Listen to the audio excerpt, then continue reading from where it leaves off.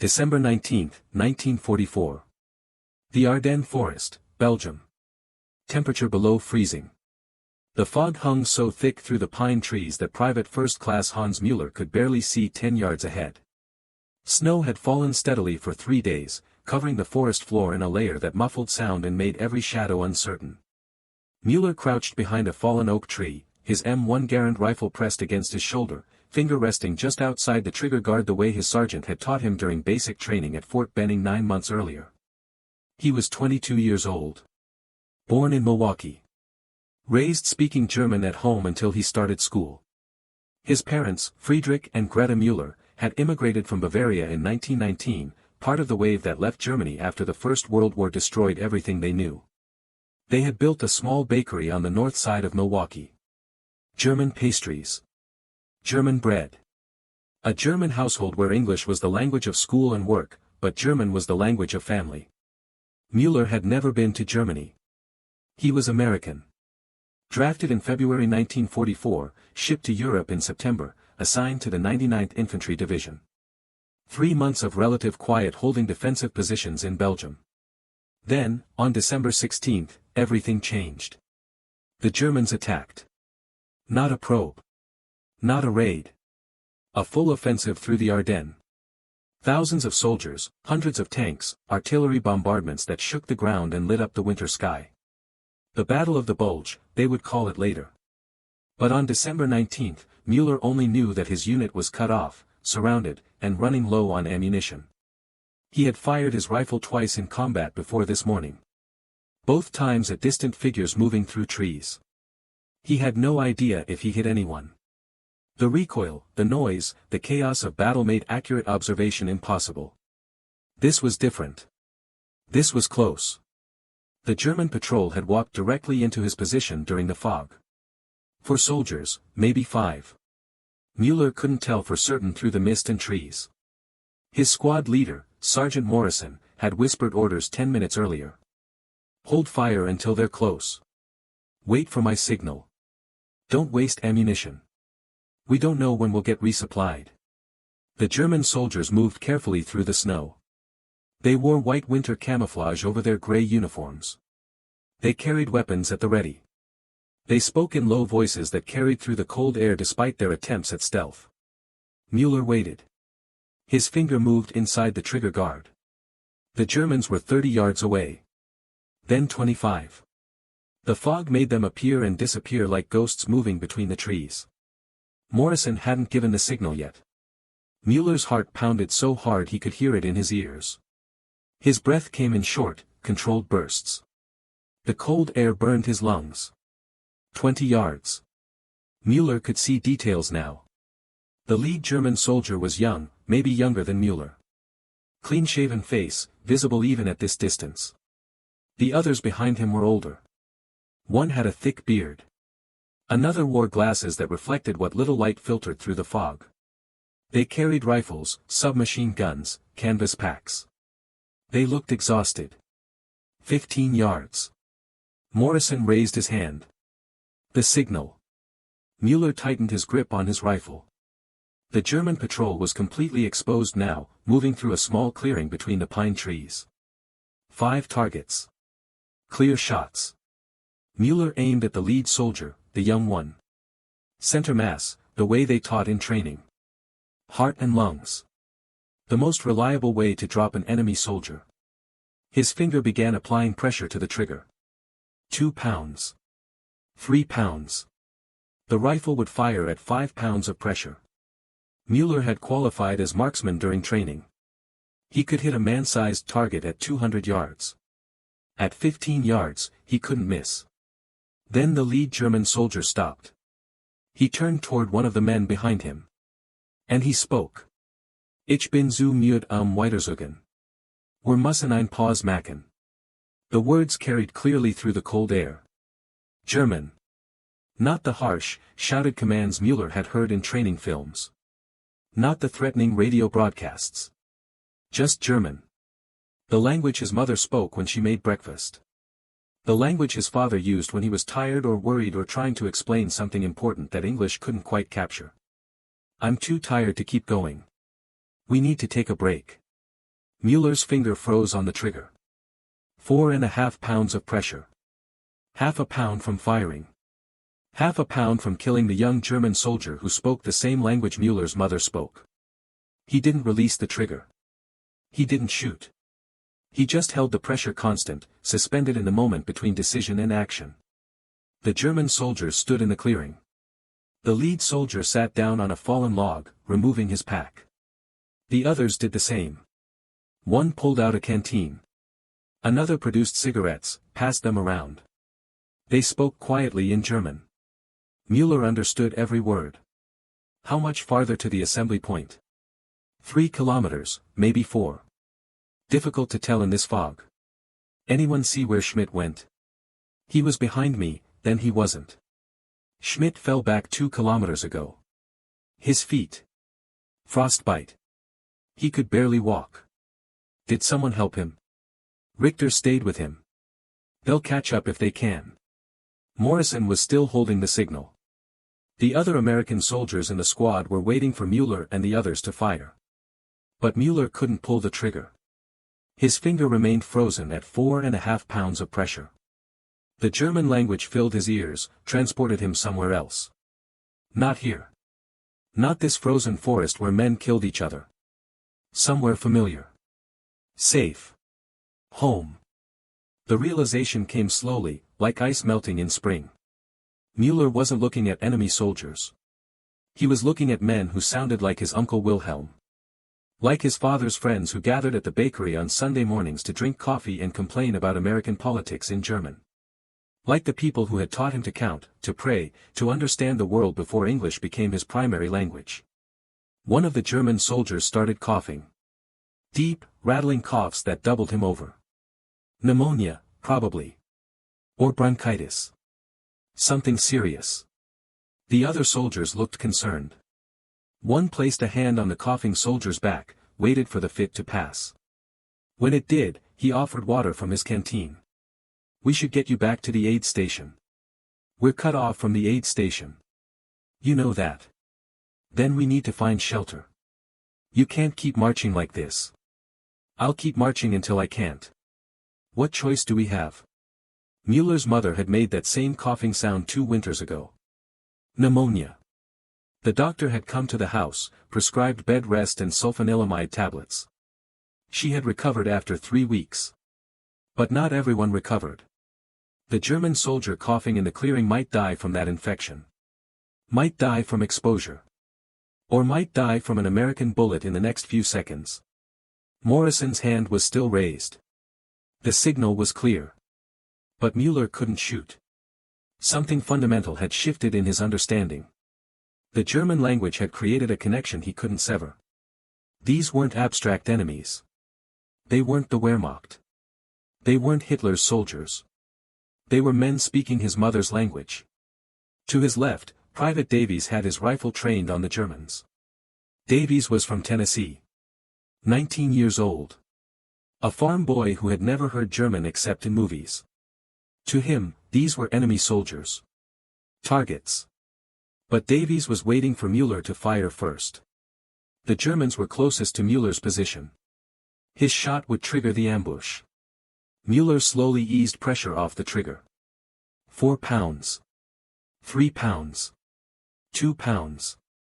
He lowered his rifle slightly, just a few inches. Not enough for Morrison to notice in the fog, but enough that his shot would miss if he were forced to fire. His heart continued pounding. Sweat ran down his back despite the freezing temperature. The German soldiers finished their brief rest. The lead soldier stood, shouldered his pack, gestured for the others to follow. They moved out of the clearing, back into the pine trees, heading east. Away from the American positions. Away from Mueller's rifle sights. Morrison lowered his hand. No shot fired. The Germans disappeared into the fog. The opportunity was gone. Morrison crawled over to Mueller's position, anger visible on his face even in the dim light. Why didn't you fire? Mueller couldn't answer immediately. How could he explain that hearing his mother's language had paralyzed him? That the German words had transported him to his childhood, to Sunday mornings at the bakery, to his father teaching him the difference between do and see, the formal and informal forms of you that English didn't have? I lost sight of them in the fog, Mueller said. The lie tasted bitter. Morrison stared at him for a long moment. You had a clear shot. I saw them standing there for a full minute. The fog was too thick. Davies had the same angle. He was waiting for you to initiate. I couldn't get a clear shot. Morrison didn't believe him. Mueller could see it in his eyes. But what was Morrison going to do? Court-martial him for not shooting quickly enough? Write him up for poor performance during an ambush? The Germans were gone. The moment had passed. Nothing could change it now. But Mueller knew something had changed in him. Some invisible line had been crossed. He had been trained to see German soldiers as the enemy. Dehumanized in newsreels and propaganda films. Reduced to targets, threats, obstacles to be eliminated.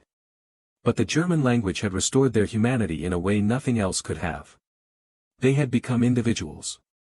Men with names, families, fears, exhaustion, sickness. Men like him.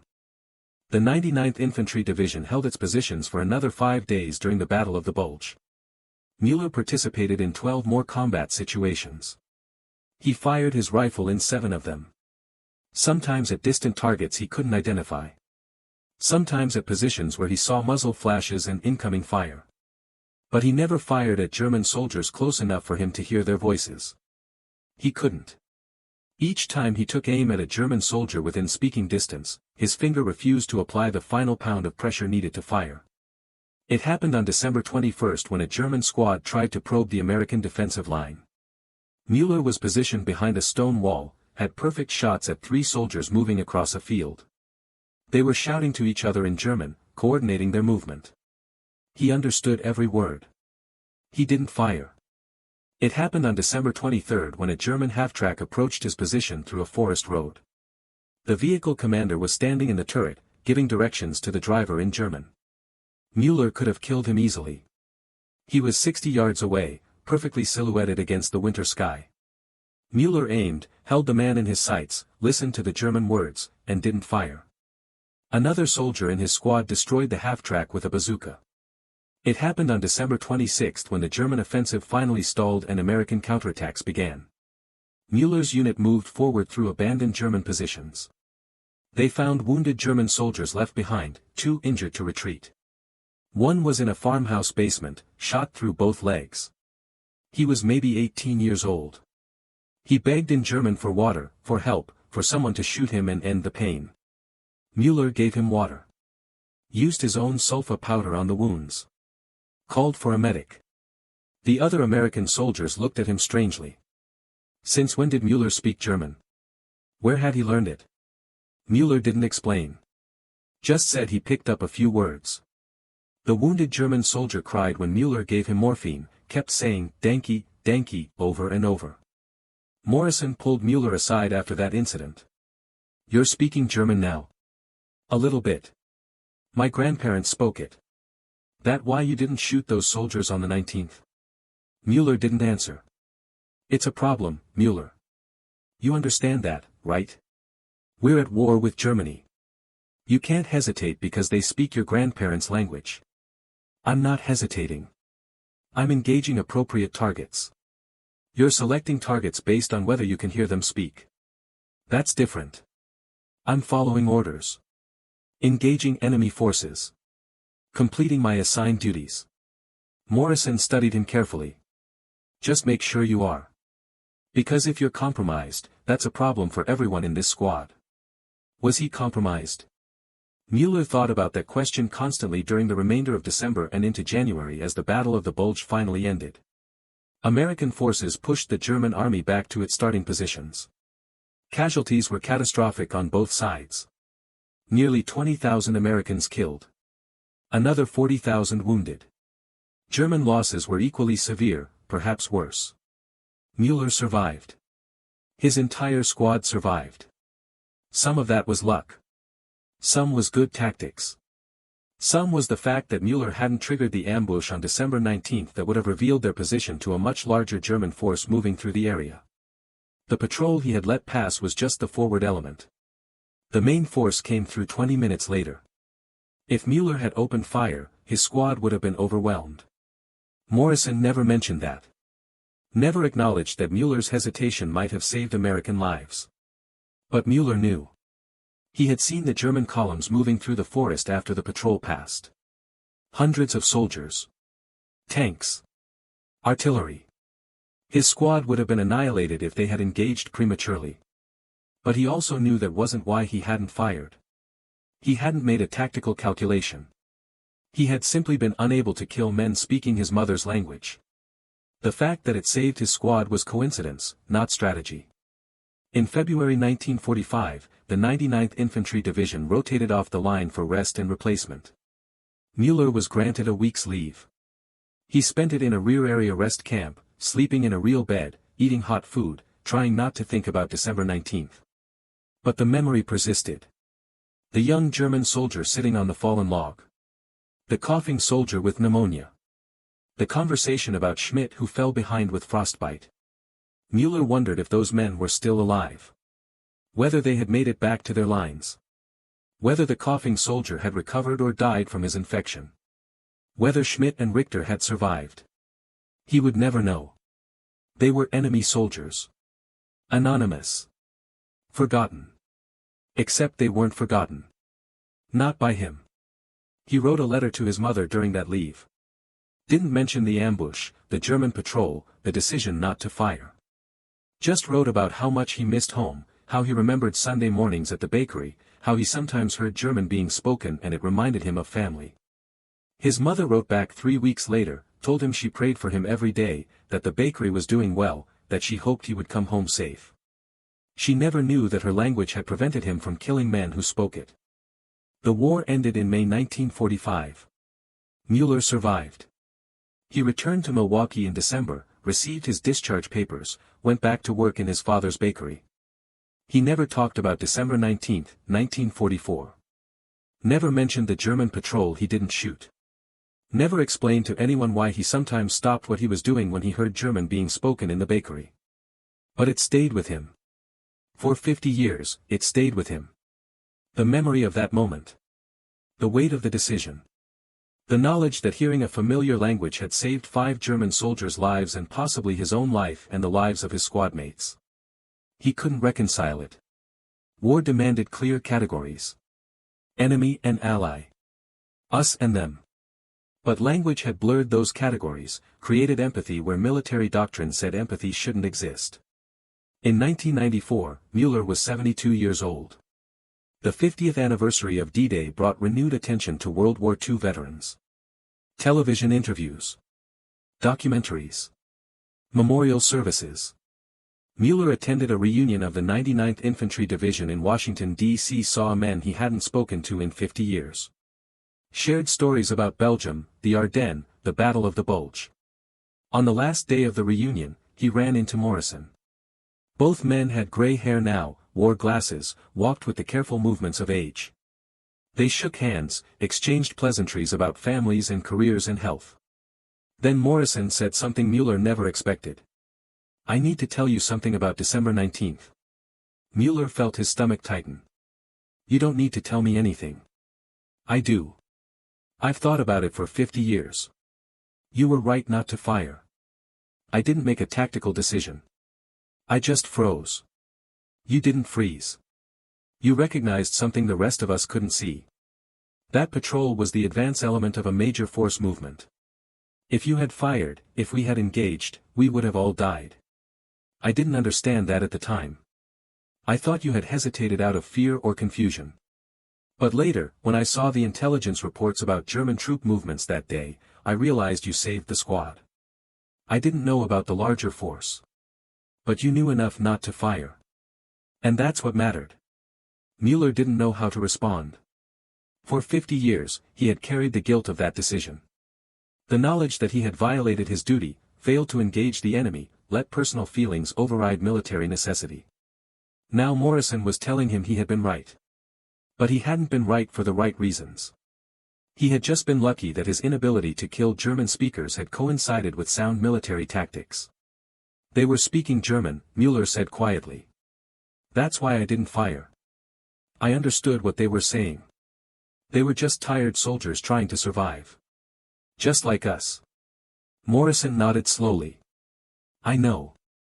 I figured that out eventually. Your German wasn't as hidden as you thought it was. Some of the other men heard you translating for that wounded German soldier. Put two and two together. Did anyone report it? Report what? That you were competent in a language? That you showed mercy to a wounded enemy? The war was ending by then. Nobody cared. But Mueller had cared. For 50 years, he had wrestled with whether he had fulfilled his duty or betrayed it. Whether understanding the enemy's language made him a better soldier or a compromised one.